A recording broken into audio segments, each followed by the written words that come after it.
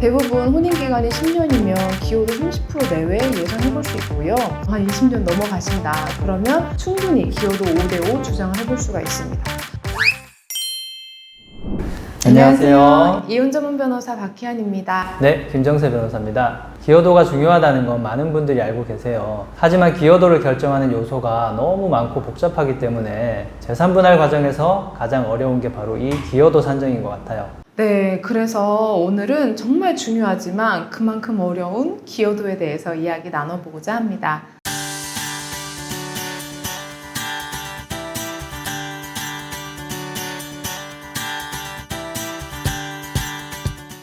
먼저 기여도가 뭔지 짚어봐야겠죠. 기여도는 재산을 형성할 때 부부 각 사람이 기여한 정도입니다.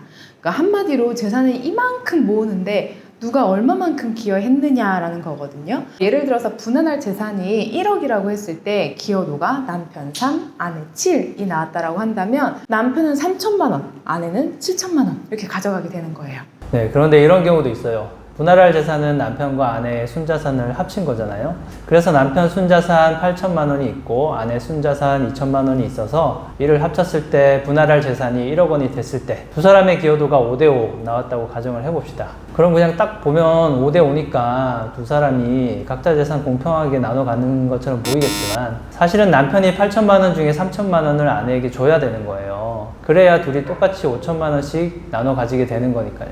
그러니까 기여도가 얼마나 중요한지 알 수 있겠죠. 그래서 이혼 상담을 하게 되면 정말 많은 분들이 내 기여도가 몇이에요? 라고 물어보세요. 근데 사실 저희도 워낙 많은 이혼 사건을 다뤄왔기 때문에 대략은 이런 사건에 대해서 이제 어느 정도 기여도가 나오겠다 예상은 할 수는 있어요. 그죠? 그렇죠. 그런데 정확하게 딱 몇 프로다라고 말할 수 있는 건 아니에요. 이건 우리뿐만 아니라 어떤 이혼 전문 변호사라도 마찬가지일 거예요. 왜냐?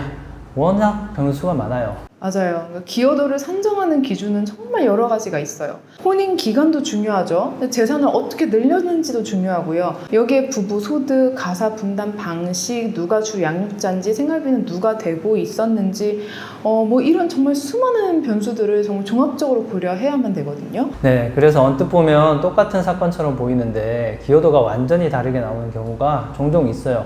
예를 들어서 혼인기간이 비슷한 가정이 둘 있어요. 양쪽 다 남편 아내 둘 다 맞벌이 하고 있고 소득 수준도 비슷해요. 그런데 한 집은 기여도가 5대5가 나오고 다른 집은 3대7이 나오는 거예요. 기여도가 적게 나온 사람은 아니 나랑 배우자랑 버는 거 똑같은데 왜 나는 이렇게 기여도가 낮게 나오냐 이러면서 억울하게 느낄 수 있겠지만 사실은 소득 말고 다른 이유에서 기여도가 다르게 나왔을 수 있거든요.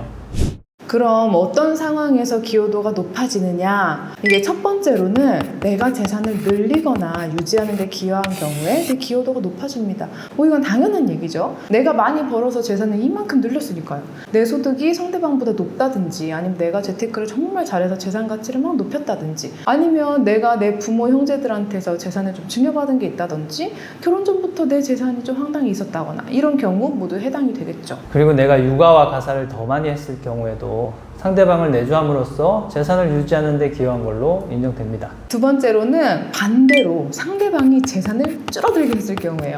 내가 아닌 상대방이 과소비를 했다거나 아니면 함부로 막 빚을 졌거나 상대방이 생활비를 전혀 주지 않았거나 사업 실패로 재산을 감소하게 만든 경우 그리고 가정주부의 경우에는 집안일과 육아를 하지 않은 경우가 이에 해당이 됩니다. 그리고 재산 분할에는 부양적인 측면이 있다고 지난 시간에 말씀드렸죠. 아이를 키우기로 한 경우, 이혼 후 당장 돈을 벌기 어려운 경우, 그리고 혹은 암투병 같이 돈이 많이 필요한 경우 부양적인 측면에서 재판부가 기여도를 조금 더 높게 해주시기도 합니다. 그리고 상대방이 혼인 파탄의 원인을 제공한 경우도 기여도에 어느 정도는 좀 영향이 있죠.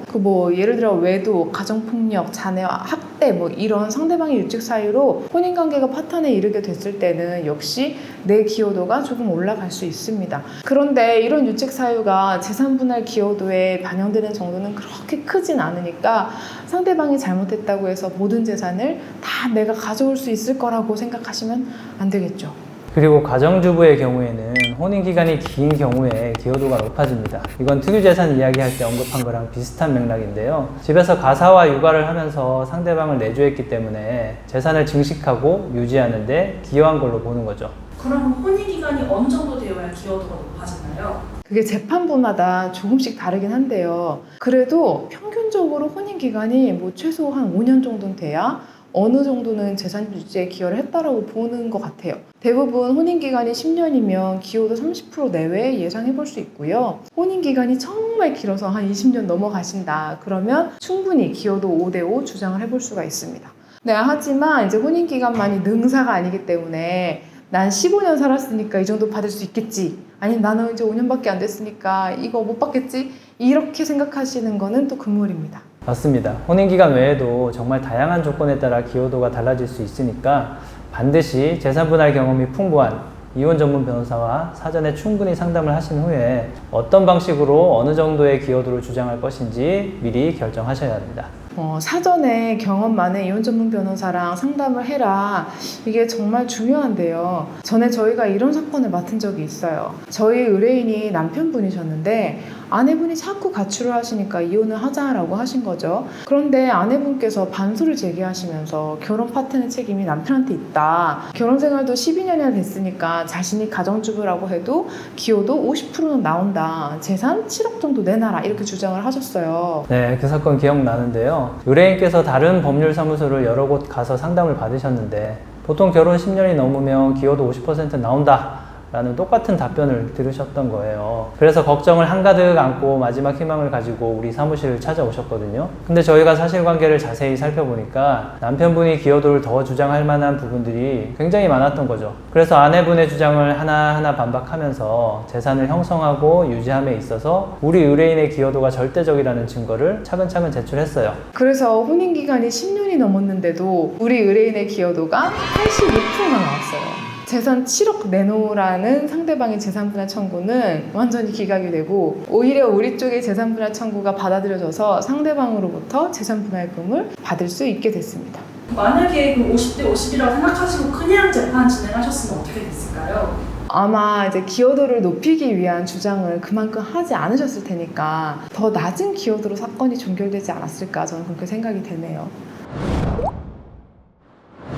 오늘 이렇게 재산분할에서 가장 핵심이라고 할 수 있는 기여도에 대해서 알아보았습니다. 재산분할 관련해서 궁금한 점 있으시면 아래 이메일로 질문 보내주세요. 그럼 선정해서 다음 영상에서 답변 드리도록 하겠습니다. 네, 오늘 이야기는 여기까지 하겠습니다. 구독, 좋아요 눌러주시고요. 다음 영상에서 찾아뵙겠습니다. 저는 이혼 전문 변호사 김정세였습니다. 네, 저는 박희연이었습니다. 감사합니다. 감사합니다.